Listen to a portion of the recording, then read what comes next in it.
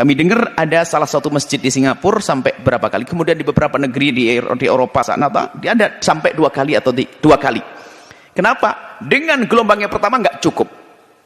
Jadi kalau dipaksain nanti akan melebar ke jalan dan mengganggu negara. Atau di sebuah tempat yang subhanallah, kalau tidak sholat di dalam masjid nggak akan mampu. Kenapa? Dinginnya di bawah 0 derajat. Di negeri-negeri dingin sana. Nah ini kasusnya berbeda. Pertanyaan ini kalau untuk orang Indonesia nggak ada. Ngapain aneh banget sholat di Indonesia pakai 2 gelombang, masjid banyak. Ini kalau kasusnya misalnya di negeri-negeri kafir yang memang ada aturan-aturan, atau di tempat yang dinginnya luar biasa sehingga nggak mungkin melakukan sholat kecuali di tempat yang tertutup. Itu dingin sekali, mungkin sekali. Nah, para ulama mengatakan dalam keadaan darurat semacam itu boleh dilaksanakan, tapi diatur. Karena apa? Kadang orang ingin rindu melaksanakan sholat Jumat. Pengen pakai apa sih rasain Jumatan? Atau di sebuah negeri kalau terlalu ramai dilarang. Ya sudah di grup. Jadi blok ini Jumatan pertama.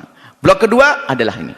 Ini adalah dalam keadaan darurat. Jangan dipukul rata hukum ini. Berbeda.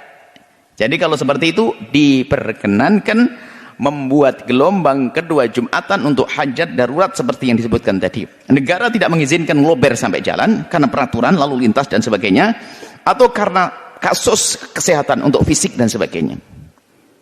Seperti tempat yang sangat dingin. Jika hal-hal semacam ini, maka menjadi diperkenankan untuk membuat gelombang yang kedua. Adapun gelombang yang kedua ini, di situ disebut para ulama, apakah dengan khutbah baru lagi atau cukup dengan khutbah yang pertama? Nah, sementara dalam mazhab kita Imam Syafi'i antara khutbah dengan sholat harus segera.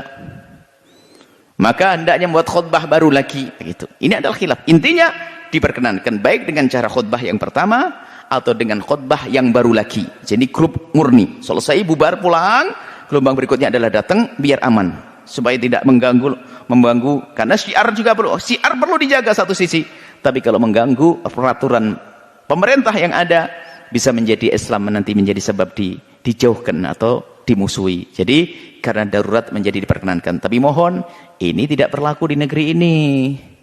Negeri-negeri aman, gak ada masalah, masjid gede, tetangga masjid juga ada, gaya banget. Gelombang kedua nggak ada, tidak sah kalau di negeri ini.